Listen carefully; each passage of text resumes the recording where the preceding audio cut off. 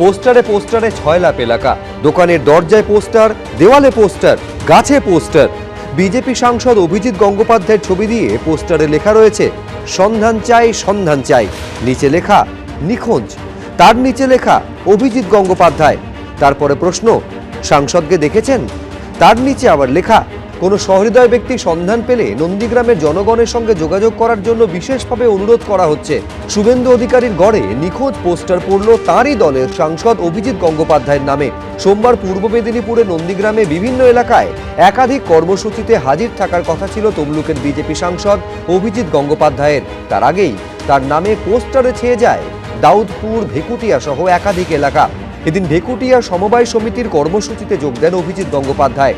তারপর নন্দীগ্রামের সোনাচূড়া শহীদ মিনারে শহীদ পরিবারের সদস্যদের সঙ্গে দেখা করেন তিনি। নন্দীগ্রাম ব্যবসায়ী সমিতির সদস্যদের সঙ্গে বৈঠক করেন, কথা বলেন বিজেপির বিএলএদের সঙ্গেও।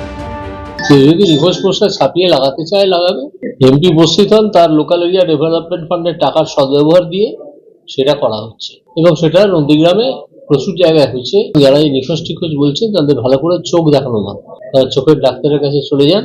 তাদের সব গুরুদেবরা আছে, চোখের ডাক্তারের জন্য আমেরিকাতেও যান। পোস্টারের নেপথ্যে তৃণমূলের হাত থাকার অভিযোগ করেছে বিজেপি। তৃণমূল কংগ্রেস আর কতটা নিচে নামবে, এটা একটা দেউলিয়াপনা। 21 সালের পরে নন্দীগ্রামের মাটিতে তৃণমূল কংগ্রেসকে দেখছি একদম ক্ষয়িষ্ণু হয়ে যাচ্ছে। পোস্টার মারিয়ে নন্দীগ্রামের জায়গা বিভিন্ন জায়গায় তাদের সেই দেউলিয়াপনার উদাহরণ দিতে হচ্ছে। এটা বিজেপির গোষ্ঠীদ্বন্দ্বের জন্যই হয়েছে এবং শুভেন্দু অধিকারীর অনুগামীরা এই ঘটনা ঘটিয়েছে।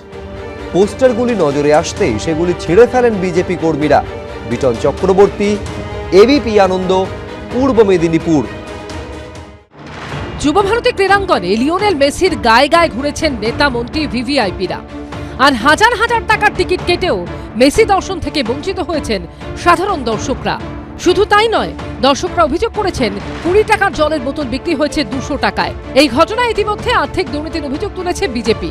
সোমবার কলকাতা হাইকোর্টে যুবভারতী কাণ্ড সংক্রান্ত জনস্বার্থ মামলার শুনানিতে শুভেন্দু অধিকারীর আইনজীবী বিল্লদল ভট্টাচার্য সওয়াল করেন, মেসিকে অগ্রিম হিসেবে 60 থেকে 65 কোটি টাকা দেওয়া হয়েছিল, তখন টিকিটও বিক্রি হয়নি। তাহলে অগ্রিম এই টাকা দিল কে? কারা এই অনুষ্ঠানের স্পন্সর ছিল?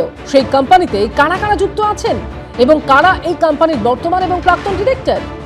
এমন একটি কেস যেখানে রাজ্য নিজের বিরুদ্ধে নিজে তদন্ত করছে, আন্তর্জাতিক পয়সার লেনদেন হয়েছে, তো এখানে সিবিআই আর ইডি বাদ দিয়ে তো আর কেউ এটা করতে পারবে না। আর এই রাজ্যের যে তদন্ত হচ্ছে, এই তদন্তটা করে রাজ্য যেটা করছে, এই এনকোয়ারি আর ইনভেস্টিগেশন, এটা করে এক হচ্ছে নিরীহ মানুষগুলোকে, গরিব দর্শক যারা পয়সা খরচ করে আজকে যারা প্রতারিত হয়েছেন তাদেরকে অ্যারেস্ট করছে।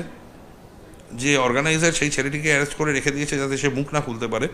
ইডি এবং এসএফআইওকে দিয়ে গোটা ঘটনার তদন্তের আবেদন জানিয়েছেন আইনজীবী সব্যসাচী চট্টোপাধ্যায়। রাজ্য সরকার কি এই টাকা সিজ করতে পারেন, কোন আইনে করতে পারেন, রাজ্য সরকারকে দেখাতে হবে।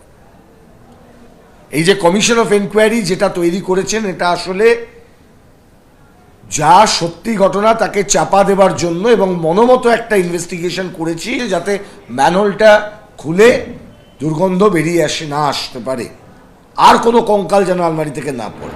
সোমবার শুনানি হয় কলকাতা হাইকোর্টের ভারপ্রাপ্ত প্রধান বিচারপতি সুজয় পাল ও বিচারপতি পার্থসারথী সেনের ডিভিশন বেঞ্চে। লেকটাউনে লিওনেল মেসির যে মূর্তি বসানো হয়েছে তা নিয়েও এদিন কলকাতা হাইকোর্টের ভারপ্রাপ্ত প্রধান বিচারপতি সুজয় পালের ডিভিশন বেঞ্চ প্রশ্ন করেন, যে জমিতে মেসির মূর্তি তৈরি করা হয়েছে সেটি ব্যক্তিগত নাকি সরকারি? ব্যক্তিগত ইচ্ছায় কি সরকারি জমিতে মূর্তি বসানো যায়? রাজ্য সরকারের আইনজীবী বলেন, এই অভিযোগ এখনো পর্যন্ত কেউ করেননি। মেসির মূর্তি সুজিত বসু মন্ত্রী হিসেবে বসাননি, ব্যক্তিগতভাবে বসিয়েছেন। সোমবার কলকাতা হাইকোর্টে কল্যাণ বন্দ্যোপাধ্যায় বলেন, অনুষ্ঠানের জন্য পুলিশের কাছে 400টি পাস চেয়েছিল শতদ্রু দত্তর টিম।